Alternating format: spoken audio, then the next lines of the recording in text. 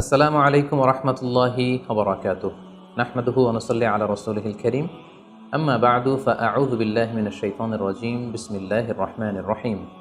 আদম আলাইহিস সালাম, তিনি হচ্ছেন আবুল বাশার, মানবমণ্ডলীর আদি পিতা।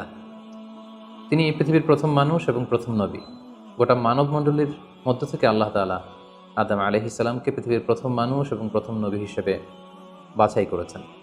আর আমরা পৃথিবীতে যারা আছি, আমরা সবাই হচ্ছে বানি আদম বা আদম আলাইহিসসালামের বংশধর। আল্লাহ তাআলা আদম আলাইহিসসালামকে সৃষ্টি করার অনেক আগে এই পৃথিবীতে প্রথমে জিন তৈরি করেছিলেন। আল্লাহ তাআলা ইরশাদ করছেন, ওয়াল জান্না খলাকনাহু মিন ক্বাবলু মিন নারিস সামুম। আর আমি মানবজাতি সৃষ্টির অনেক আগে প্রজ্বলিত আগুনের শাখা থেকে জিন জাতিকে তৈরি করেছি। আল্লাহ তাআলা যখন আদম আলাইহিসসালামকে সৃষ্টি করবেন বলে চিন্তা করলেন, আল্লাহ তাআলা সিদ্ধান্তটি ফেরেশতাদের সাথে শেয়ার করলেন। আল্লাহ তাআলা বললেন, ইন্নী জাইলুন ফিল আরদি খলিফা। ওহে ফেরেশতারা, আমি পৃথিবীতে আমার রিপ্রেজেন্টেটিভ, আমার প্রতিনিধি হিসেবে মানুষ তৈরি করতে যাচ্ছি।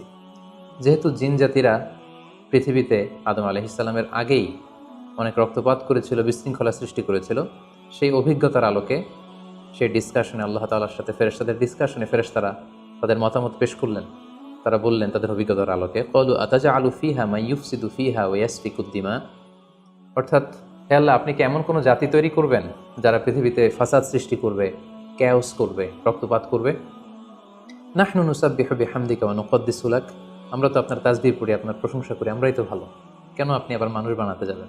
আল্লাহ তাআলা বললেন, ইন্নী আ'লামু মা লা তা'লামুন। যে হে ফেরেশতারা, আমি এমন কিছু জানি যেটা তোমরা জানো না। আল্লাহ তাআলার এই সিদ্ধান্তের কথা যখন তিনি ফেরেশতাদেরকে জানিয়ে দিলেন যে আমি মানুষ বানাতে যাচ্ছি, অতঃপর আল্লাহ তাআলা তার সিদ্ধান্ত অনুযায়ী তিনি মানুষ তৈরি করলেন। আদম আলাইহিসসালাম হচ্ছে পৃথিবীর সর্বপ্রথম মানব। তিনি আদম আলাইহিসসালামকে মাটি থেকে তৈরি করেছেন।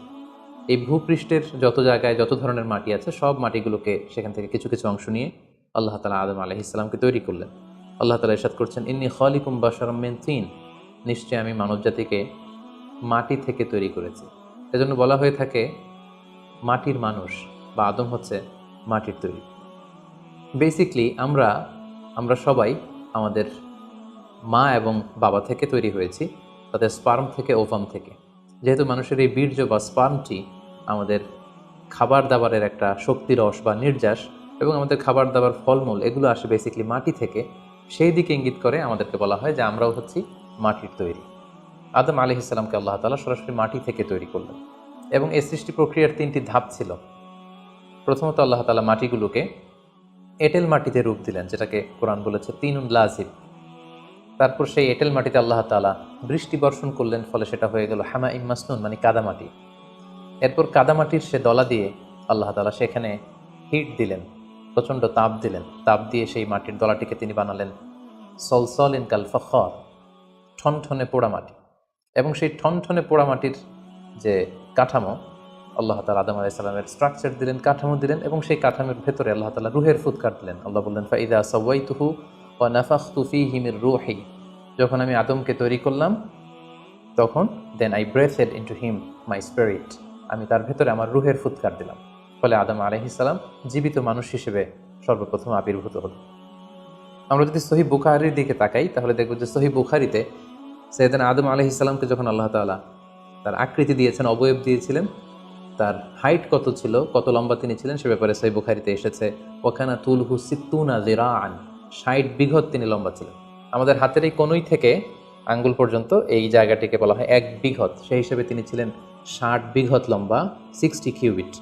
এবং সহিহ মুসলিমের একটি বর্ণনা থেকে আমরা জানতে পারি, জুমার দিন আল্লাহ তাআলা আদম আলাইহিস সালামকে তৈরি করেছিলেন। ইয়াউমুল জুমআতি ফীহি খুলিকা আদম। জুমার দিনে আল্লাহ তাআলা আদম আলাইহিস সালামের সৃষ্টি প্রক্রিয়া এটাকে তিনি সম্পন্ন করেছেন।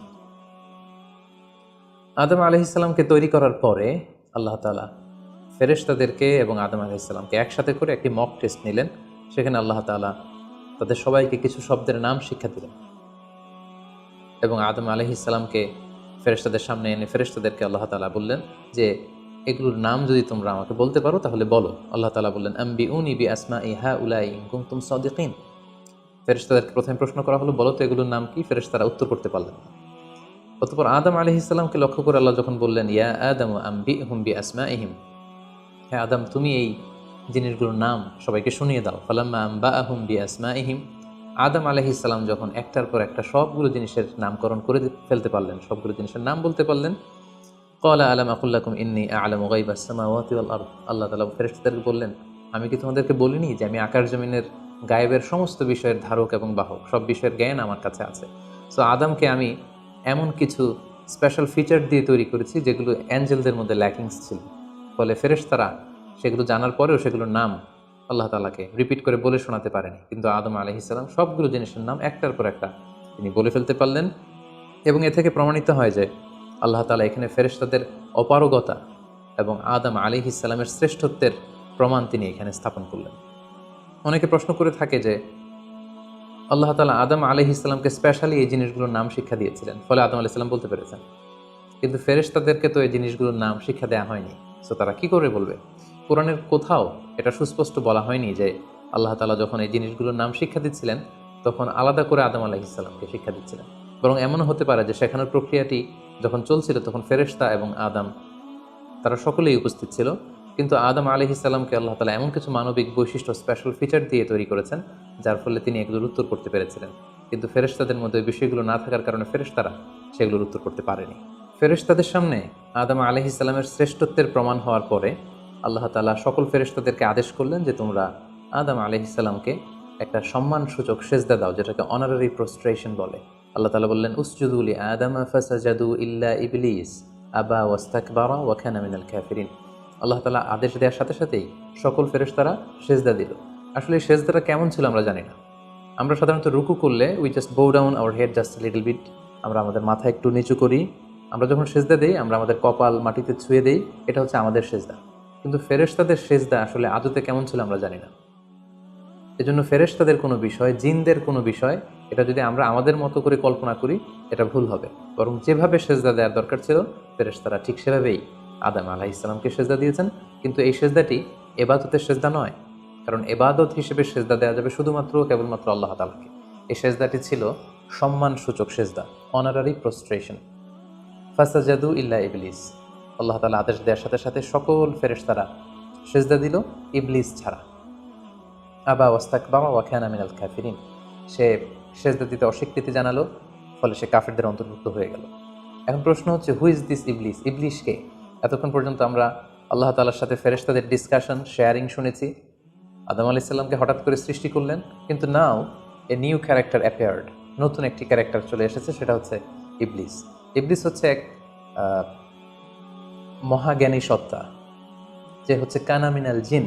কোরআন আমাদেরকে কনফার্ম করেছে, কানা মিনাল জিন্নি ফাফাসাকা আন আমরি রাব্বি। ইবলিস বা শয়তান বেসিক্যালি জিন জাতির অন্তর্গত। আমরা আমাদের আদম আলাইহিস সালামের আলোচনার শুরুতেই বলেছি যে আল্লাহ তাআলা মানব সৃষ্টির আগে এই পৃথিবীতে জিন তৈরি করেছিলেন। ইবলিস হচ্ছে সেই জিনের অন্তর্গত। সে ইবাদতে এত বেশি পরিশ্রমী ছিল, সে বেশি বেশি ইবাদত করতে করতে আল্লাহ তাআলার প্রিয় সত্তায়, প্রিয় ভাজনে পরিণত হয়েছে। ফলে আল্লাহ তাআলা তার স্ট্যাটাসকে অনেক হাই করে দিয়েছেন এবং ফেরেশতাদের সাথে থাকবার সুযোগ করে দিয়েছিলেন। তাকে আল্লাহ তাআলা এতটাই সম্মান দিয়েছিলেন, সে চাইলেই আল্লাহ তাআলার সাথে সরাসরি কথা বলতে পারত। কিন্তু আল্লাহ তাআলা যখন আদম আলাইহিস সালামকে সেজদা দেওয়ার আদেশ করলেন, সবাই সেজদা দিল, ইবলিস ছাড়া। আল্লাহ তাআলা এ পর্যায়ে ইবলিসকে জিজ্ঞেস করলেন, মা মানাআকা আল্লা তাসজুদা ইয আমারতুক, হে ইবলিস, কিসে তোমাকে বাধা দিল সেজদা দিতে? কেন তুমি সেজদা দিলে না? সবাই যেখানে সেজদা দিল, তুমি কেন সেজদা দিলে না? ইবলিস তখন উত্তরে বলল, আনা খায়রুম মিনহু খলাকতানি মিন নার ওয়া খলাকতাহু মিন তিন। আমি আদমের চাইতে শ্রেষ্ঠ। সে আল্লাহর সাথে আর্গুমেন্ট দিতে শুরু করলো, লজিক দিতে শুরু করলো। সে যদি অন্তত এতটুকু বলতো যে আল্লাহ, আপনি কেন আমাকে সেজদা দিতে বলছেন, আমি এটার সিগনিফিকেন্স, এটার কারণ জানতে চাই, অথবা আল্লাহ আমি ভুল করে ফেলেছি, আপনি আমাকে ক্ষমা করুন, এর কোনোটাই না করে সে আল্লাহর সাথে আর্গুমেন্ট দিতে লাগলো। আর্গুমেন্টেটিভ একটা অ্যাটিটিউড তার মধ্যে গ্রো করলো। সে বলল, খলাকতানি মিন নার ওয়া খলাকতাহু মিন তিন। আপনি আমাকে সৃষ্টি করেছেন আগুন থেকে, আদমকে সৃষ্টি করেছেন মাটি থেকে। আগুন হচ্ছে ঊর্ধ্বমুখী, আগুনের লেলিহান শিখা দাউ দাউ করে উপরের দিকে উঠতে থাকে, আর মাটির চাকা ঢিলা, ছেড়ে দিলে নিচে পড়ে যায়। সো ঊর্ধ্বমুখী কোনো জিনিস তো নিম্নমুখী কোনো জিনিসের কাছে নত হতে পারে না, আমি কেন সেজদা দেব? সে যখন আল্লাহ তাআলার কাছে এইভাবে যুক্তিতর্ক স্থাপন করলো, আল্লাহ তাআলা তার র্যাঙ্কিংকে নষ্ট করে দিলেন। আল্লাহ বললেন যে তুমি বিতাড়িত, অভিশপ্ত, লাঞ্ছিত এবং ধিক্কৃত। আল্লাহ তাআলা তার যে হাই র্যাঙ্ক এবং স্ট্যাটাস সেই পদমর্যাদা, তাকে পদমর্যাদাচ্যুত করা হলো। ফলে সে তার আগের অবস্থানে আর থাকলো না। সে আল্লাহ তাআলাকে এবার বলতে আরম্ভ করলো, ক্বালা আনজিরনি ইলা ইয়াউমি ইউবআসুন, হে আল্লাহ, এত বছর আমি ইবাদত করার পরে আপনার প্রিয় ভাজন হলাম, কিন্তু শুধু আদমকে সম্মানসূচক সেজদা প্রদর্শন না করার কারণে আপনি আমার স্ট্যাটাসকে নামিয়ে দিলেন, আপনি আমাকে ধিক্কৃত, অভিশপ্ত বলে ঘোষণা করলেন। তাহলে আমি আপনার কাছে একটা জিনিস চাই, সেটা হচ্ছে আনজিরনি ইলা ইয়াউমি ইউবআসুন, আপনি আমাকে কিয়ামত পর্যন্ত হায়াত দিন, যাতে আমি কিয়ামত পর্যন্ত বেঁচে থাকতে পারি। এবং সে শুধু আল্লাহর সাথে আর্গুমেন্ট দিয়েই ক্ষান্ত হয়নি, সে এ পর্যায়ে আল্লাহ তাআলাকে চ্যালেঞ্জ ছুড়ে দিল। বেসিকলি যদিও ইবলিস এত ইবাদত করে আল্লাহ তাআলার প্রিয় হয়েছিল, ফেরেশতাদের পর্যায়ে চলে গিয়েছিল, আল্লাহ তাআলা তার সাথে ডিরেক্টলি কথা বলতো, কিন্তু ইবলিসের ভেতরে একটা সুপ্ত অহমিকা বোধ ছিল। আল্লাহ তাআলা চেয়েছেন এই ইনসিডেন্টের মধ্য দিয়ে সেই সুপ্ত অহমিকা বোধটা প্রকাশ করে দিতে। ইবলিস ভাবতো যে কেউ আমাকে ছাড়িয়ে যেতে পারবে না, আমি সবার চাইতে শ্রেষ্ঠ। সে বলেছিল আনা খাইরুম মিনহু, আমি তার চেয়ে শ্রেষ্ঠ। তার ভেতরে যে সুপ্ত অহমিকা বোধ, এই যে অ্যারোগ্যান্স, এই যে ইগোইস্টিক সমস্যা, আল্লাহ তাআলা চেয়েছেন এই ঘটনার অবতারণা ঘটিয়ে ইবলিসের ভেতরকার এই অহমিকা বোধকে প্রকাশ করে দিতে, এবং সেটাই ঘটেছে। এবার সে আল্লাহ তাআলাকে চ্যালেঞ্জ দিয়ে বলল যে আল্লাহ, আপনি আমাকে কিয়ামত পর্যন্ত হায়াত দিন, লা আকউদান্না লাহুম সিরাতাকাল মুস্তাকিম, আপনার এই আদম সন্তান, বনি আদমের যারা পৃথিবীতে আসবে, তারা কি করে জান্নাতে যায় সেটা আমি দেখে নেব। আমি সিরাতুল মুস্তাকিমের সামনে বসে থাকবো, যাতে করে তারা সরল সঠিক পথ পেতে না পারে, তারা যাতে সত্যের পথে থাকতে না পারে। আমি তাদেরকে সুম্মা লা আতিয়ান্নাহুম মিন বাইনি আইদিহিম ওয়া মিন খালফিহিম ওয়া আন আইমানিহিম ওয়া আন শামাইলিহিম, সামনে থেকে, পেছন থেকে, ডান দিক দিয়ে, বাঁ দিক দিয়ে, সব দিক দিয়ে আমি তাদেরকে কুমন্ত্রণা দিব, ধোঁকা দিব, টেম্পটেশন দিব, হুইসপারিং করব। ওয়ালা তাজিদু আকসারাহুম শাকিরিন, আপনি তাদেরকে শুকরগুজার কৃতজ্ঞ বান্দাদের অন্তর্ভুক্ত পাবেন না। আল্লাহ তাআলা বললেন, লামান তাবিআকা মিনহুম লা আমলা আন্না জাহান্নামা মিনকুম আজমাইন, তুমি আমাকে চ্যালেঞ্জ দিচ্ছ, ঠিক আছে, আমিও তোমার চ্যালেঞ্জ নিলাম, চ্যালেঞ্জ অ্যাকসেপ্টেড। তোমাকে এবং তোমাকে যারা ফলো করবে, ফলোয়ারদেরকে, তাদের সবাইকে দিয়ে আমি জাহান্নামকে পরিপূর্ণ করব। আল্লাহ তাআলা ইবলিসকে কিয়ামত পর্যন্ত হায়াত দিলেন, তার চ্যালেঞ্জ গ্রহণ করলেন, এবং ইবলিসও তার মিশন এবং ভিশন ফিক্স করে নিল যে আদমের কারণে আজকে আমি এতটা ধিক্কৃত, অভিশপ্ত, লাঞ্ছিত, সে আদমকে এবং সে আদমের সন্তানদেরকে, বনি আদমকে আমি জাহান্নামে ঢুকানোর আগ পর্যন্ত ক্ষান্ত হব না। এবং আল্লাহ রাসূল সাল্লাল্লাহু আলাইহি ওয়াসাল্লাম বললেন যে ইন্না শাইতানা ইয়াজরি মিনাল ইনসানি মাজরাদ দাম, মানুষের রক্ত প্রবাহের সাথে ইবলিস মিশে যেতে পারে, সেখানে যে সে কুমন্ত্রণা দিতে পারে। সেই ঘটনার পর থেকে আল্লাহ তাআলার সৃষ্টির, দুইটি শক্তিশালী সৃষ্টির মধ্যে তৈরি হয়ে গেল চিরশত্রুতা, চিরবিদ্বেষ, চিরদ্বন্দ্ব, শয়তান আর বনি আদম। আদম আলাইহিস সালামকে যখন সেজদা করতে বলা হলো, সবাই সেজদা করলো, কিন্তু ইবলিস সেজদা করলো না। এই ঘটনার পর আদম আলাইহিস সালাম কেমন যেন একটু একাকিত্ব এবং অস্থিরতা ফিল করতে লাগলেন, লোনলিনেস, কারণ তার কোনো সাথী নেই, সঙ্গী নেই, প্রতিবেশী নেই, বন্ধু নেই, বান্ধব নেই, কেউ নেই। মানুষ হিসেবে তিনি কেবল একা, বড়ই একা। তার এই অস্থিরতা, তার এই একাকিত্ব, তার এই লোনলিনেসকে আল্লাহ তাআলা বুঝতে পেরে তার একজন সঙ্গিনী তৈরি করলেন। তিনি হচ্ছেন হাওয়া আলাইহিস সালাম, এই পৃথিবীর প্রথম মানবী। এবং আল্লাহ তাআলা বললেন ওয়াজআলা মিনহা যাওজাহা লিয়াসকুনা ইলাইহা, আল্লাহ তাআলা তার থেকেই তার একজন সাথী, তার সঙ্গিনী তৈরি করলেন, যার সান্নিধ্যে যে স্থির হতে পারে, সে প্রশান্তি পেতে পারে। অন্যত্র আল্লাহ তাআলা বলছেন খালাকা মিনহা যাওজাহা ওয়া বাসসা মিনহুমা রিজালান কাসীরা ওয়া নিসাআ, আল্লাহ তাআলা আদমের মধ্য থেকেই তার সাথীকে বা তার জোড়াকে, অর্থাৎ হাওয়াকে তিনি তৈরি করলেন, এবং এই আদম আর হাওয়া থেকে গোটা বিশ্বের সকল মানব মণ্ডলীকে তিনি তৈরি করেছেন। আদম আলাইহিস সালামের কোন জায়গা থেকে হাওয়া আলাইহিস সালামকে তৈরি করা হয়েছে? সহিহ বুখারীতে এসেছে খুলিকনা মিন দিলা, পাঁজরের হাড় থেকে। আদম আলাইহিস সালামের বাম পাঁজরের উপর দিকের বাঁকা হাড় থেকে আল্লাহ তাআলা হাওয়া আলাইহিস সালামকে তৈরি করেছেন। হাওয়া শব্দটি এসেছে আরবি শব্দ হাই থেকে। হাই মানে জীবিত, প্রাণবন্ত। যেহেতু জীবন্ত আদম থেকে ওনাকে সৃষ্টি করা হয়েছে, তাই তাকে হাওয়া বলা হয়। অথবা আদম আলাইহিস সালাম হাওয়া আলাইহিস সালামের সঙ্গ পেলেই তিনি উজ্জীবিত হয়ে ওঠেন, প্রাণোচ্ছল হয়ে ওঠেন, এজন্য ওনাকে হাওয়া বলা হয়। তাহলে পৃথিবীর প্রথম মানবী হাওয়া আলাইহিস সালামকে আল্লাহ তাআলা আদম আলাইহিস সালামের নিঃসঙ্গতা, একাকিত্ব এবং লোনলিনেস যে ফিলিংটা, এটা দূর করার জন্য তার একজন সঙ্গী তিনি ঠিক করে দিলেন, আদম এবং হাওয়া। ইংরেজিতে বলা হয় অ্যাডাম অ্যান্ড ইভ। এবং আল্লাহ তাআলা তাদের দুজনকে জান্নাতে থাকবার পারমিশন দিলেন। আল্লাহ তাআলা বললেন ওয়াকুলনা ইয়া আদম উসকুন আনতা ওয়া যাওজুকাল জান্নাহ, আদম তুমি আর তোমার স্ত্রী বা তোমার সঙ্গিনী দুজনে মিলে জান্নাতে থাকো।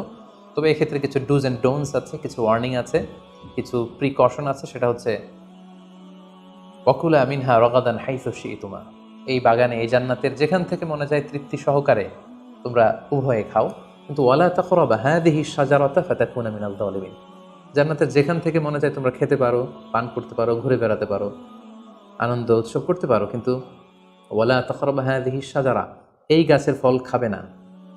Be aware of this tree, এই গাছের কাছেও যাবে না। যদি যাও, যদি খাও, তাহলে ফাতাকুনা মিনাল যালিমিন, তোমরা জালিমদের অন্তর্ভুক্ত হয়ে যাবে। তাহলে আল্লাহ তাআলা আদম এবং হাওয়াকে জান্নাতে থাকার সুযোগ দিলেন, সেখানে কি করা যাবে কি করা যাবে না সেটা বাতলে দিলেন, ডুজ অ্যান্ড ডোন্টস দিলেন এবং ওয়ার্নিং দিয়ে দিলেন।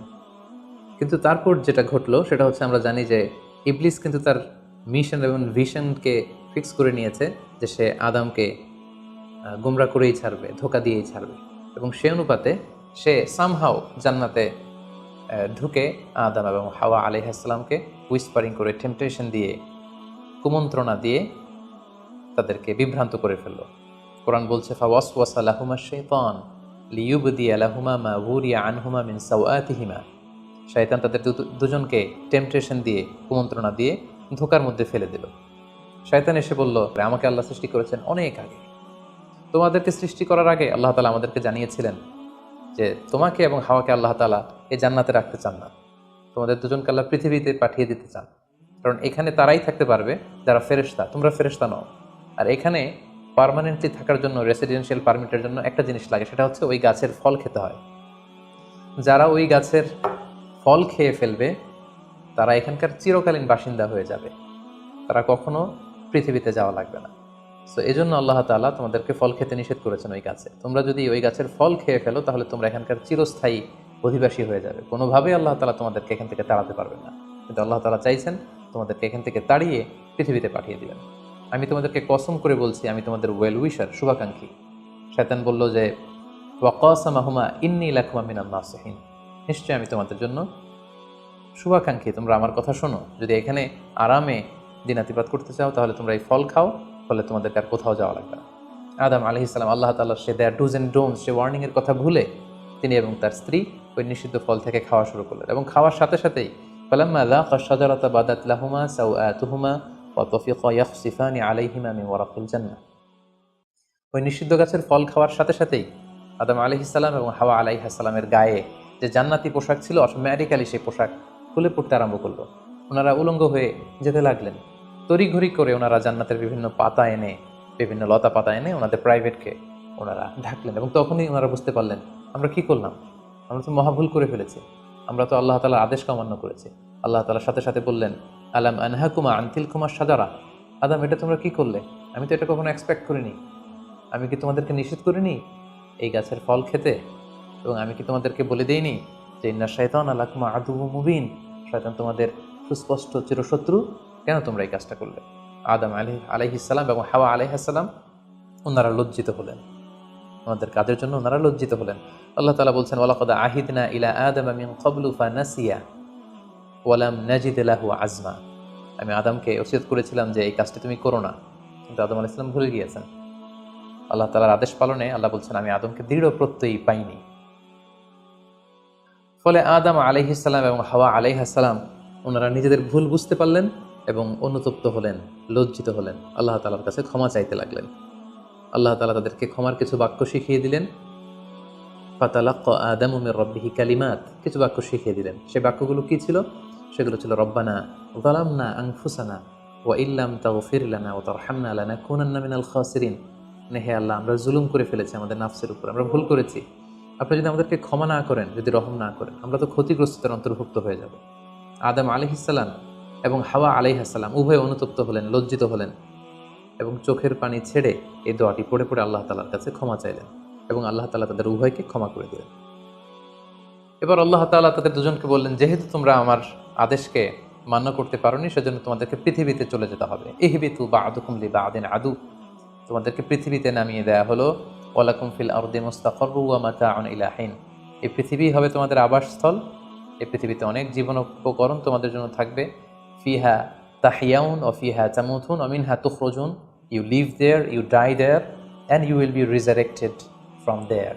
তোমরা পৃথিবীতে বসবাস করবে, পৃথিবীতেই তোমাদের মৃত্যু হবে, এবং এই পৃথিবীর কবর থেকেই, মাটি থেকেই তোমাদেরকে আবার আমি পুনরুত্থান করব। And this is my decision. Adam আলাইহিসসালাম এবং হাওয়া আলাইহিসসালাম পৃথিবীর প্রথম মানব এবং মানবীকে জান্নাত থেকে আল্লাহ তাআলা পৃথিবীতে নামিয়ে দিলেন, এবং আল্লাহ বললেন যে তোমাদেরকে নামিয়ে দিয়ে আমি ক্ষান্ত হচ্ছি না। ফাইম্মা ইয়াতিয়ান্নাকুম মিন্নি হুদান, আমার গাইডেন্স তোমাদের কাছে আসবে। ফামান তাবিআ হুদায়া ফালা ইয়াদিল্লু ওয়ালা ইয়াশকা, আমার দেয়া পথ নির্দেশিকা এবং গাইডেন্স যারা মেনে চলবে তারা কখনো পথভ্রান্ত হবে না, তারা কখনো গোমরা হবে না। অতঃপর আল্লাহ তাআলা তাদের দুজনকে পৃথিবীতে নামিয়ে দিলেন। আদম এবং হাওয়া কোথায় নামিয়ে দিলেন এ ব্যাপারে ঐতিহাসিকদের মধ্যে মতভেদ পাওয়া যায়। কিছু কিছু ঐতিহাসিকগণ বলেন যে আদম আলাইহিসসালামকে মক্কা এবং তায়েফের মাঝখানে দাহনা নামক একটা জায়গায় আল্লাহ নামিয়ে দিয়েছেন। কোনো কোনো বর্ণনা মতে পাওয়া যায় যে আদম আলাইহিসসালামকে আল্লাহ তাআলা ইন্ডিয়ান সাবকন্টিনেন্টে শ্রীলঙ্কার সিংহাল নামক একটা জায়গায় পাঠিয়েছেন, এবং তারা সেখানে অ্যাডামস পিক নামে একটি পাহাড়ের কথা বলে থাকেন, যেখানে আদম আলাইহিসসালামের ফুটপ্রিন্ট বা পায়ের ছাপ সংরক্ষিত আছে বলে অনেক ঐতিহাসিকগণ মত প্রকাশ করেছেন। হাওয়া আলাইহিসসালামকে সৌদি আরবের জেদ্দা নগরীতে আল্লাহ তাআলা নাজিল করেন বলে অনেক ঐতিহাসিকগণ মতামত দিয়েছেন। তাহলে তারা পৃথিবীর এক এক দিকে এক একজন, অনেকদিন পরে তারা দুজন সৌদি আরবের জাবালে রাহমা, যেখানে বিদায় হজের ভাষণ দিয়েছিল আল্লাহ রাসূল সাল্লাল্লাহু আলাইহি ওয়াসাল্লাম, ময়দানটাকে বলা হয় ময়দানুল আরাফাত, আরাফাতের ময়দানে ওনারা আবার রিইউনাইটেড হয়েছেন এই পৃথিবীর বুকে। সম্মানিত, শুধু এ পর্যায়ে আমরা জানবো how was the life of Adam and Eve on আর্থ।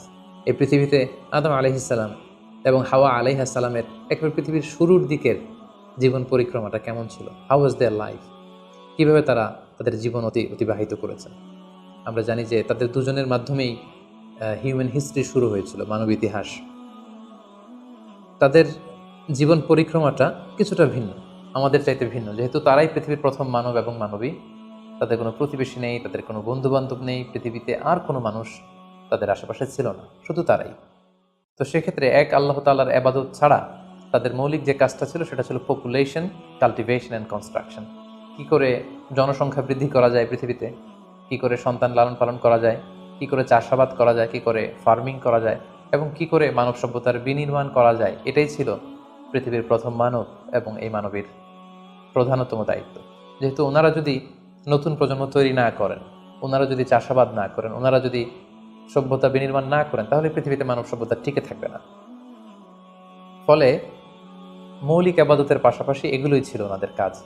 আল্লাহ তাআলা সব শিখিয়ে দিলেন কিভাবে গাছ রোপণ করতে হয়, কিভাবে চাষাবাদ করতে হয়, কিভাবে ছাগল গরু এগুলো লালন পালন করতে হয়, এবং সেখান থেকে কিভাবে দুধ দহন করে নিজেদের খাবারের যোগান দিতে হয়। বেসিক্যালি আদম আলাইহিস সালামের কাছে যে সহিফাগুলো নাজিল হয়েছিল, সেখানে শরীয়তের মূলনীতির চাইতে কিভাবে পৃথিবী আবাদ করতে হবে এই বিষয়গুলোই বেশি স্থান পেয়েছিল। এক্ষেত্রে সবচেয়ে মজার ব্যাপার হচ্ছে আদম আলাইহিস সালামের এই জীবন পরিক্রমার সবচেয়ে গুরুত্বপূর্ণ একটি মজার বিষয় হচ্ছে যে কিছুদিন পরেই তাদের কুলকে আলোকিত করে, তাদের সংসারকে আলোকিত করে নতুন প্রজন্ম আসতে শুরু করলো, এবং আদম আলাইহিস সালাম এবং হাওয়া আলাইহিস সালামের মাধ্যমে যে সন্তানরা পৃথিবীতে আসতো তারা ছিল অলওয়েজ টুইন বেবি বা যমজ সন্তান হিসেবে আসতো। সর্বপ্রথম আল্লাহ তাআলা তাদেরকে একটি সন্তান, একটি ছেলের সন্তান এবং একটি মেয়ের সন্তান দিয়ে ধন্য করলেন, এবং তারা তাদের নাম রাখলেন, ছেলেটির নাম রাখলেন কাবিল, মেয়েটির নাম রাখলেন আকলিমা। এবং তারপরের বছর আবারও হাওয়া আলাইহিস সালাম গর্ভবতী হয়ে সন্তান জন্ম দিলেন। সেক্ষেত্রেও একটি ছেলে একটি মেয়ে, কারণ এই ছেলে মেয়েদের বিয়ে দেওয়ার তখন পদ্ধতি ছিল এই বছর যেই ছেলে জন্মগ্রহণ করেছে সেই ছেলের সাথে পরের বছরের মেয়ের বিয়ে হতো, এবং এই বছর যে মেয়ে জন্মগ্রহণ করেছে তার সাথে পরের বছরের ছেলের সাথে এভাবে ক্রসিং সিস্টেমে বিয়ে হতো। যেহেতু পৃথিবীতে আর কোনো মানুষ তাদের আশেপাশে ছিল না, ফলে নিজেদের ভাই বোনদের মধ্যে বিয়ে হতো, তবে উলট পালট করে। তো এর ফলে বাই ডিফল্ট আদম আলাইহিস সালামের ছেলে কাবিলের ভাগ্যে এসে জুটল তার পরের টার্নের যে বোন জন্মগ্রহণ করেছে হাবিলের সাথে, তার নাম ছিল লাবুদা। লাবুদার সাথে কাবিলের বিয়ে হবে এবং হাবিলের সাথে ইকলিমার বিয়ে হবে, এটাই ফিক্স করা হলো। কিন্তু এখানে একটি সমস্যা দেখা দিল, সেটি হচ্ছে ইকলিমা ছিল খুবই সুন্দরী, she was a very beautiful lady. ফলে কাবিল এটা মেনে নিতে পারেনি। সে প্রশ্ন উত্থাপন করলো যে কেন আমি লাবুদাকে বিয়ে করব? লাবুদা হচ্ছে কিছুটা শ্যামলা প্রকৃতির, আমি তাকে বিয়ে করবো না, বরং আমার সাথে আমার যে বোন জন্মগ্রহণ করেছে সে ইকলিমাকে আমি বিয়ে করবো। আদম আলাইহিস সালাম বললেন, না, এটা আল্লাহর দেয়া আদেশ, তোমার সাথে তোমার যে যমজ বোন জন্মগ্রহণ করেছে তাকে তুমি বিয়ে করতে পারবে না, বরং তোমার পরে হাবিল এবং লাবুদা যে জন্মগ্রহণ করেছে সে লাবুদা হবে তোমার স্ত্রী, এবং তোমার সাথে তোমার যে বোন আকলিমা জন্মগ্রহণ করেছে সে আকলিমা হবে হাবিলের স্ত্রী। কিন্তু কাবিল এটা সহজে মেনে নিতে পারেনি, ফলে সে এখানে প্রশ্ন উত্থাপন করলো এবং সে বলল যে আমি আকলিমাকে বিয়ে করতে চাই। দেখা দিল এক মহা সমস্যা। তখন আল্লাহ তাআলা আদম আলাইহিস সালামকে জানিয়ে দিলেন, ঠিক আছে, হাবিল এবং কাবিলকে কোরবানি করতে বলো, যার কোরবানি কবুল হবে সেই আকলিমাকে পাবে। এবং তখন কোরবানির সিস্টেম ছিল, কোরবানি করে চলে আসার পরে আকাশ থেকে আগুন এসে যেই কোরবানিকে ঝলসে দিত সেই কোরবানিটা আল্লাহ তাআলার কাছে কবুল হয়েছে বলে ধরে নেওয়া হতো। আদম আলাইহিস সালামের ছেলে কাবিল বেসিকলি চাষি ছিল, সে এক বস্তা গম আল্লাহ রাস্তায় কোরবানি করলো। আর হাবিল সে মেষ চড়াতো, ছাগল চড়াতো, সে একটি বকরি জবাই করে আল্লাহ রাস্তায় কুরবানি করলো এবং তারা অপেক্ষা করতে লাগলো যে কার কুরবানি কবুল হয়। দেখা গেল আকাশ থেকে আগুন এসে হাবিলের বকরি বা ছাগলটাকে ঝলসে দিয়েছে, কিন্তু কোনো আগুন এসে কাবিলের গমের বস্তাকে বা গমের স্তূপকে ঝলসে দেয়নি। ফলে প্রমাণিত হলো যে হাবিলের কুরবানি আল্লাহ তাআলার দরবারে কবুল হয়েছে এবং আল্লাহ তাআলার দেয়া আগের বিধান অনুযায়ী হাবিলই আকলিমাকে বিয়ে করার সুযোগ পাবে। এই কথাটি আল্লাহ তাআলা খুব সুন্দর করে কোরআনুল কারীমে উল্লেখ করেছেন। আল্লাহ বলছেন, ফাতুকুব্বিলা মিন আহাদিহিমা ওয়া লাম ইউতাকাব্বাল মিনাল আখার। তাদের একজনের কোরবানি কবুল হলো, আরেকজনেরটি হলো না। ফলে হাবিল আকলিমাকে বিয়ে করার সুযোগ পেল। কিন্তু কাবিল এতে আরো প্রচন্ড জেলাসি ফিল করতে লাগলো। সে হিংসায় জ্বলে পুড়ে অত্যন্ত রেগে গিয়ে বলল, লা আক্তুলান্নাক, হাবিল আমি তোমাকে হত্যা করব, তোমাকে হত্যা করে হলেও আমার সুন্দরী বোন আকলিমাকে আমি ছিনিয়ে নিব। তখন হাবিল বলতে লাগলো যে লাইন বাসাত্তা ইলাইয়া ইয়াদাকা লিতাকতুলানি মা আনা বিবাসিতি ইয়াদি আলি ইলাইকা লিআকতুলাক। অর্থাৎ, হে কাবিল, তুমি যদি আমাকে হত্যা করতে অগ্রগামী হও, হাত বাড়াও, আমি আমার হাতকে বাড়াবো না তোমাকে আঘাত করার জন্য। কারণ তুমি যদি আমাকে হত্যা করো তাহলে আমার পাপ, তোমার পাপ সবটাই তোমার ঘাড়ে বর্তাবে, আর আমি এত বড় পাপ কাজ কখনোই করতে চাই না। কাবিল এই কথাতেও ক্ষান্ত না হয়ে সে হত্যা করতে উদ্ধত হলো এবং সে তার কথা মতো তার ভাই হাবিলের উপর চড়াও হয়ে আক্রমণ করে তার আপন ভাই হাবিলকে সে হত্যা করে ফেলল। কোরআন বলল, ফাকাতালাহ ফাসবাহা মিনাল খাসিরিন। কাবিল হাবিলকে হত্যা করে ফেলল। প্রতিহিংসার অনলে জ্বলে পুড়ে শয়তানের কুমন্ত্রণায় পৃথিবীর প্রথম হত্যাকাণ্ড, the first murder ever in the world, পৃথিবীর প্রথম হত্যাকাণ্ড সংঘটিত হলো এবং হত্যাকারী ছিল আদম আলাইহিস সালামের ছেলে কাবিল। এবং প্রথম নিহত, এই পৃথিবীর প্রথম নিহত মানুষের নাম হচ্ছে হাবিল। সহিহ বুখারীতে আল্লাহ রাসূল সাল্লাল্লাহু আলাইহি ওয়াসাল্লাম ইরশাদ করেছেন, আউয়ালু মান সান্নাল কতলা। কাবিল হচ্ছে ওই ব্যক্তি যে পৃথিবীতে সর্বপ্রথম হত্যার ট্র্যাডিশন চালু করেছে। কাবিলের আগে কেউই পৃথিবীতে হত্যাকাণ্ড ঘটায়নি, ফলে হাবিল হচ্ছে পৃথিবীর প্রথম শহীদ বা প্রথম নিহত মানুষ। এবং কাবিল যেহেতু এই হত্যার ট্র্যাডিশন করেছে, এই মার্ডারের ট্র্যাডিশন করেছে, ফলে পৃথিবীতে যারাই এই বিচার বহির্ভূত হত্যা বা অন্যায়ভাবে কাউকে হত্যাকাণ্ডের সাথে জড়িত হবে তার একটি পার্সেন্টেজ গুণা কিয়ামত পর্যন্ত কাবিলের ভাগেও এটি যেতে থাকবে। এখন যে মজার ব্যাপারটি ঘটেছে সেটি হচ্ছে, কাবিল যখন হাবিলকে আক্রমণ করেছে, হাবিলকে নিহত করেছে, হত্যা করেছে, হত্যা করার পরে হাবিল লাশ হয়ে শুয়ে রইল। কারণ কাবিল যখন হাবিলকে আক্রমণ করেছে, হাবিলের গা থেকে যখন ব্লিডিং হয়েছে, সে ছটফট ছটফট করতে করতে এক পর্যায়ে মারা গেল। কিন্তু মারা যাওয়া কাকে বলে এটাও পৃথিবীর কেউ জানতো না। কাবিল নিজেও বুঝতে পারেনি যে এইভাবে আমি আঘাত করলে হাবিল এইভাবে মরে যাবে, তার ব্লিডিং হবে। মৃত্যু কি এটা তারা জানে না, কারণ এই পর্যন্ত এই পৃথিবীতে কেউ তো মারা যায়নি। ফলে সে দেখলো যে কিছুক্ষণ আগে আমার ভাই হাবিল আমার সাথে কথা বলছিল, এখন হাবিল আর কথা বলে না, চুপ করে শুয়ে আছে, নড়ে না চড়ে না। কাবিল তার ভাইকে কাঁধে নিয়ে ঘুরতে লাগলো। কি করবে, সে কথা বলে না কেন? কারণ এটা যে মৃত্যু, দিস ইজ দ্য ডেথ, এটা তাদের জানা ছিল না। এবং তার ভাইয়ের লাশকে সে কী করবে সে নিজে বুঝতে পারছিল না। তখন হাবিলকে শিক্ষা দেওয়ার জন্য আল্লাহ তাআলা একটি কাককে পাঠালেন। ফাবাআস আল্লাহু গুরাবান ইয়াবহাসু ফিল আরদি লিউরিয়াহু কাইফা ইউয়ারি সাওআতা আখি। দুটি কাক এসে একটি কাক আর একটি কাককে হত্যা করলো এবং হত্যাকারী কাকটি তার ঠোঁট দিয়ে তার পা দিয়ে মাটি খুঁড়ে গর্ত করে সেই গর্তের ভেতরে মৃত কাকটিকে ফেলে আবার মাটি দিয়ে ঢেকে ফেললো। এই দৃশ্যটি হাবিল দেখে বুঝতে পারলো যে আমাকেও, আমার কাবিল দেখে বুঝতে পারলো আমাকেও একই কাজ করতে হবে। কাবিল তখন মাটি খুঁড়ে তার ভাই হাবিলকে মাটি চাপা দিয়ে পৃথিবীর প্রথম ফিউনারাল বা রিফাইংয়ের যে সিস্টেম, কবর দেওয়ার যে প্রক্রিয়া, এটা তিনি সারলেন। আদম আলাইহিস সালাম তখন চলে গিয়েছিলেন মক্কায় কাবা নির্মাণের কাজে বা হজের কাজে। সেখান থেকে ফিরে এসে এই ঘটনা শুনে তিনি অত্যন্ত দুঃখ পেলেন। তিনি কাবিলকে ভর্ৎসনা করলেন এবং আদম আলাইহিস সালামের সন্তান সন্ততি সবাইকে ডেকে তিনি নাসিহত করলেন, এক আল্লাহর আদেশ মেনে নেওয়ার জন্য তিনি সবাইকে আহ্বান জানালেন। হাবিলের পরবর্তীতে আল্লাহ তাআলা এওয়াদান আন হাবিল, হাবিলের পরিবর্তে তিনি শীস আলাইহিসসালামকে আদম আলাইহিসসালামের ছেলে হিসেবে পৃথিবীতে দান করলেন। হাওয়া আলাইহিসসালামের কোল জুড়ে পৃথিবীতে আসলো শীস, এবং তার সাথে তার টুইন বোন হাজুরা পৃথিবীতে আসলো। এবং আদম আলাইহিসসালামের পরে শীস আলাইহিসসালামকে আল্লাহ তাআলা নবী হিসেবে সিলেক্ট করলেন। এবং সহিহ ইবনে হিব্বানের একটি বর্ণনা এসেছে, যদি বর্ণনাটি দুর্বল, যে শীস আলাইহিসসালামের কাছে আল্লাহ তাআলা 50টি সহিফা নাজিল করেছিলেন। দেখতে দেখতে আদম আলাইহিসসালাম তার জীবনের 1000 বছর পূর্ণ করলেন, তিনি বয়োবৃদ্ধ হয়ে আসলেন, এবং তার এই নবুয়তির দায়িত্ব আল্লাহ তাআলা শীস আলাইহিসসালামের কাঁধে দেওয়ার পরে আদম আলাইহিসসালামের পৃথিবী থেকে বিদায় নিলেন। কোথায় তাকে কবর দেওয়া হয়েছে? ঐতিহাসিকদের মধ্যে একাধিক মত পাওয়া যায়। কোনো কোনো বর্ণনা মতে ওনাকে মক্কাতে কবরস্থ করা হয়েছে, কোনো কোনো ঐতিহাসিক বর্ণনা মতে ওনাকে বাইতুল মাকদাসে কবরস্থ করা হয়েছে। আর ঠিক এভাবেই পৃথিবীর প্রথম মানব এবং প্রথম নবী আদম আলাইহিসসালাম এই পৃথিবী থেকে বিদায় নিয়ে পরপারে পাড়ি জমালেন। সম্মানিত শুধু আদম আলাইহিসসালামের এই জীবনী থেকে আমাদের জন্য কি শিক্ষা? কেন আল্লাহ তাআলা কালামুল্লাহ মাজিদে কোরআন কারিমে নবীদের ঘটনাগুলো বর্ণনা করেছেন? কেন আদম আলাইহিসসালামের ঘটনা আমাদেরকে শুনিয়েছেন? নিশ্চয়ই এর পেছনে কারণ রয়েছে।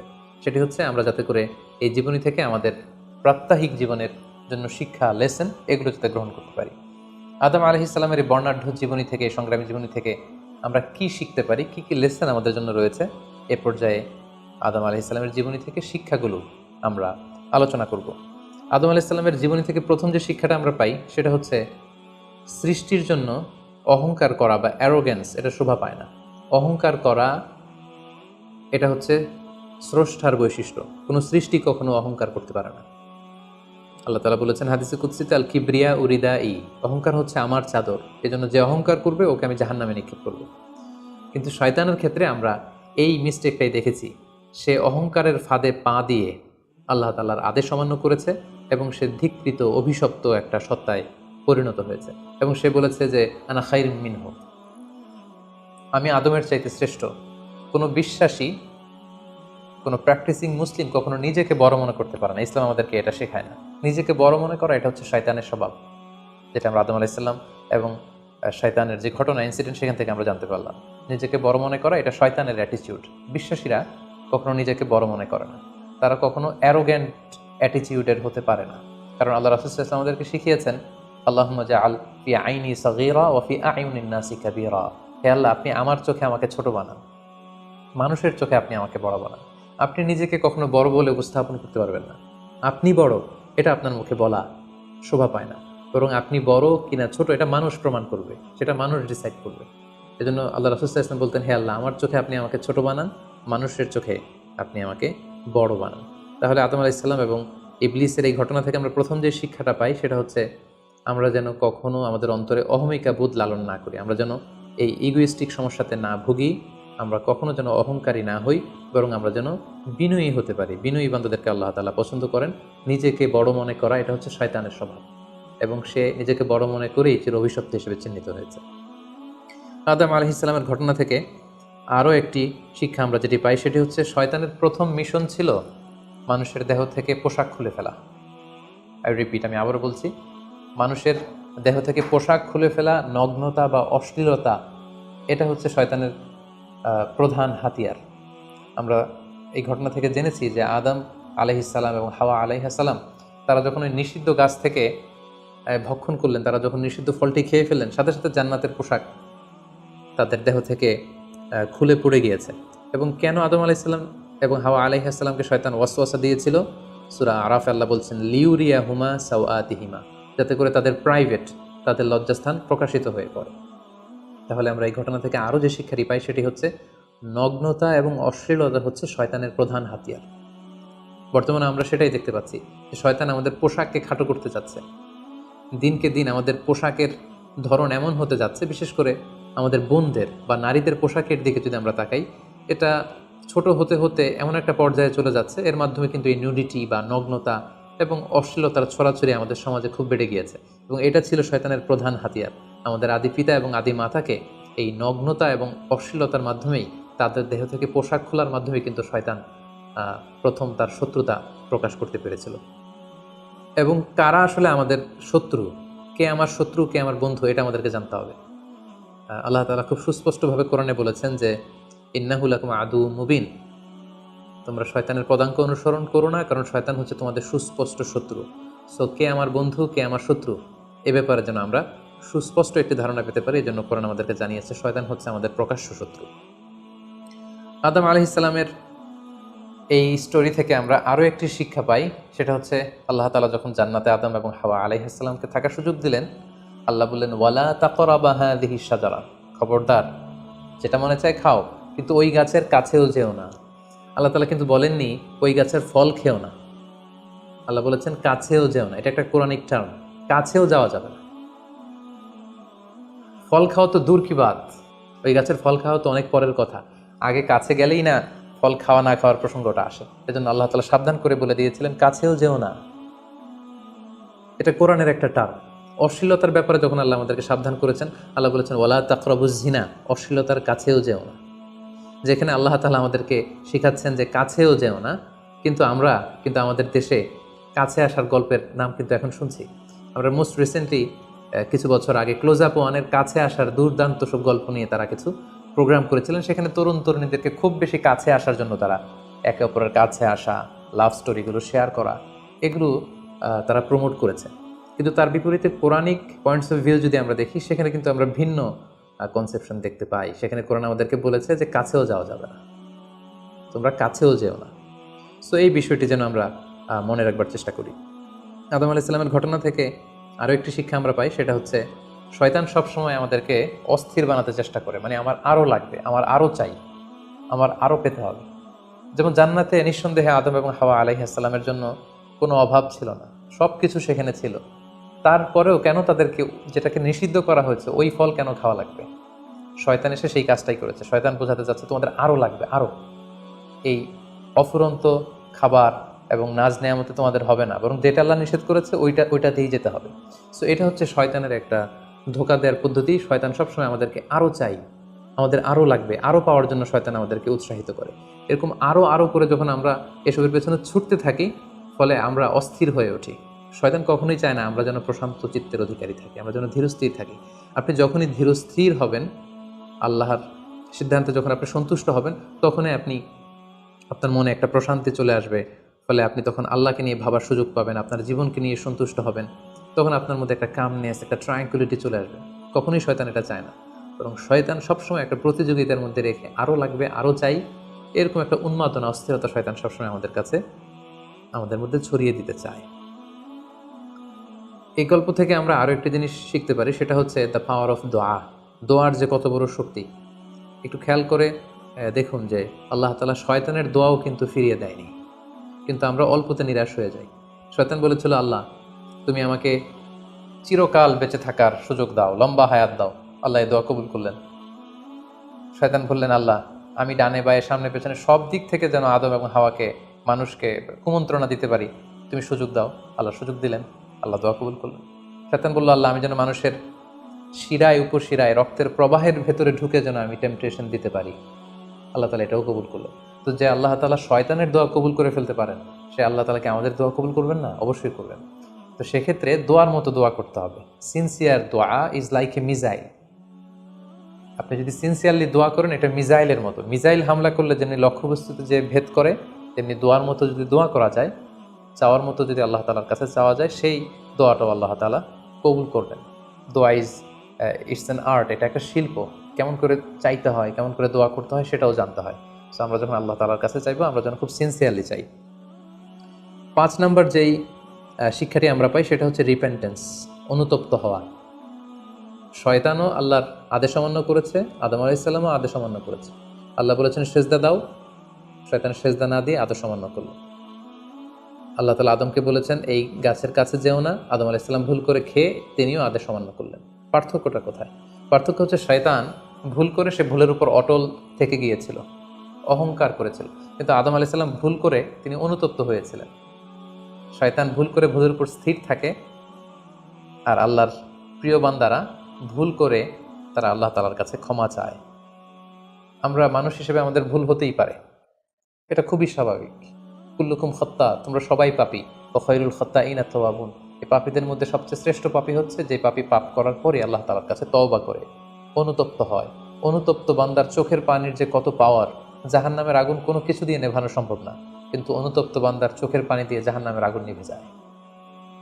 একজন বান্দা যখন ভুল করে, পাপ করে, ভুল বুঝতে পেরে অনুতপ্ত হয়ে চোখের পানি ছাড়ে, তার চোখের পানি চোখ বেয়ে, তার নাকের ডগা বেয়ে মাটিতে পড়ার আগেই আল্লাহ অনুতপ্ত বান্দার সব গুনাহ মাফ করে দেন।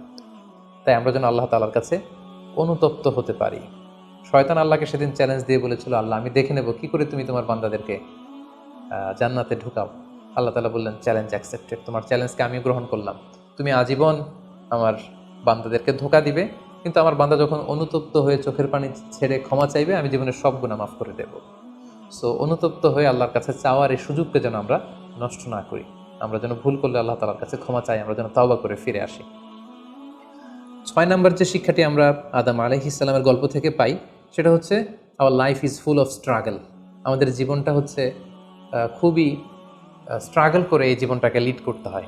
এখানে অনেক ইফোর্ট দিতে হয়। দুনিয়াকে বলা হয় দারুল আসবাব, পরিশ্রম করে, লড়াই করে নিজের অবস্থানকে এখানে জানান দিতে হয়। প্রতিকূল পরিবেশে কিভাবে আপনি টিকে থাকবেন, দুর্যোগ মোকাবেলা করে কিভাবে আপনি টিকে থাকবেন, সেটার শিক্ষা কিন্তু এই পৃথিবীতে আছে। যেমন আদম আলাইহিস সালাম, হাওয়া আলাইহিস সালাম যখন পৃথিবীতে এসেছেন, তাদের জন্য সব কিছু যে একেবারে প্রিপেয়ার্ড ছিল, ব্যাপারটি এমন নয়। ওনাদেরকে কষ্ট করতে হয়েছে, ওনাদেরকে চাষাবাদ করতে হয়েছে, মেষ পালন করতে হয়েছে, গাছ রোপণ করতে হয়েছে, ঝড় ঝঞ্ঝা বন্যা, এই প্রতিকূল পরিবেশে তাদেরকে টিকে থাকার লড়াই করতে হয়েছে। ফলে এই পৃথিবীতে টিকে থাকতে হলে লড়াই করতে হয়, সংগ্রাম করতে হয়। এই জীবনটা হচ্ছে সংগ্রামময় একটা জীবন। ফলে আদম আলাইহিস সালামের এই সংগ্রামী জীবন থেকে আমরা এটাও বুঝতে পারি যে এখানে আমাদেরকে টিকে থাকার জন্য লড়াই করে করে নিজের অস্তিত্বের জানান দিতে হবে। সর্বশেষ আদম আলাইহিস সালামের জীবনী থেকে যে আমরা শিক্ষাটি পাই, সেটা হচ্ছে এই পৃথিবীতে অনেক ধরনের ফিতনা আছে। এর মধ্যে নারী ঘটিত ফিতনা একটি বড় ধরনের ফিতনা, এবং এই পৃথিবীর প্রথম যে হত্যাকাণ্ড সেটা নারী ঘটিত কারণেই হয়েছে। এবং সহিহ মুসলিম আল্লাহ রাসূল সাল্লাল্লাহু আলাইহি ওয়াসাল্লাম বলেছেন, ফাইন্না আউওয়ালা ফিতনাতি বানি ইসরাঈল কানাত ফিন-নিসা। বনি ইসরাইলের প্রথম ফিতনাও নারীদের ব্যাপারেই ঘটেছে। এবং আল্লাহ রাসূল বলেছেন, আমার পরে তোমাদের জন্য নারীদের ফিতনার চাইতে বড় কোনো ফিতনা আমি রেখে যাইনি। ফলে এই নারী ঘটিত ফিতনা থেকে আমাদেরকে সাবধান থাকতে হবে। বর্তমানেও যখন আমরা পত্রপত্রিকা খুলি, প্রায় কিন্তু আমরা এই ধরনের অশ্লীলতা, নগ্নতা, ধর্ষণের মতো জঘন্য ঘটনার কথা আমরা শুনি। এতে করে আমরা বুঝতে পারছি যে নারী ঘটিত ফিতনাটা আসলেই অনেক বড় ফিতনা। এক্ষেত্রে আসলে নারীদেরকে ব্লেম করা হচ্ছে না, এক্ষেত্রে উভয়ই সমানভাবে অপরাধী। নারী পুরুষ উভয়কে আল্লাহ তাআলা তাদের চোখকে অবনমিত রাখতে বলেছেন। এই হাদিস দ্বারা এটা প্রমাণ হয় না যে নারীদেরকে ব্লেম করা হচ্ছে, বরং ঘটনাটা যেহেতু নারী কেন্দ্রিক, সেহেতু নারী ঘটিত ফিতনার কারণে পৃথিবীতে প্রথম হত্যাকাণ্ড ঘটেছে, এবং এখনও এ জাতীয় ঘটনার কারণে অনেক ধরনের ফাসাদ, ফিতনা সমাজে ছড়িয়ে পড়ছে। সো আমাদেরকে আদম আলাইহিস সালামের জীবনী থেকে আরও একটি শিক্ষা হচ্ছে, এই নারী ঘটিত ফিতনা থেকে বেঁচে থাকার জন্য নারী পুরুষ উভয়কেই তাদের নজর বা দৃষ্টির লাগাম টেনে ধরতে হবে। দৃষ্টিকে যদি আমরা নিয়ন্ত্রণ করতে না শিখি, তাহলে ফিতনা কমানো সম্ভব না। আল্লাহ রাসূল সাল্লাল্লাহু আলাইহি ওয়াসাল্লাম বলেছেন, আন-নাযার সাহমুন মিন সিহামি ইবলিস। দৃষ্টি হচ্ছে শয়তানের বিষ মাখানো তীরবানের মধ্যে থেকে একটি তীর। এই বিষ মাখানো তীর দিয়ে শয়তান নারী পুরুষকে কাবু করে অশ্লীলতার পথের দিকে নিয়ে যায়। সম্মানিত শুধু এই ছিল আদম আলাইহিস সালামের সংগ্রামী জীবন কাহিনী এবং ওনার জীবনী থেকে আমাদের জন্য কিছু লেসন বা শিক্ষা। আল্লাহ তাআলা আমাদের সবাইকে নবীদের রেখে যাওয়া পথ এবং মতে, তাদের অনুসৃত পথে আমাদেরকে পরিচালিত করুক। আসসালামু আলাইকুম ওয়া রাহমাতুল্লাহি ওয়া বারাকাতুহু।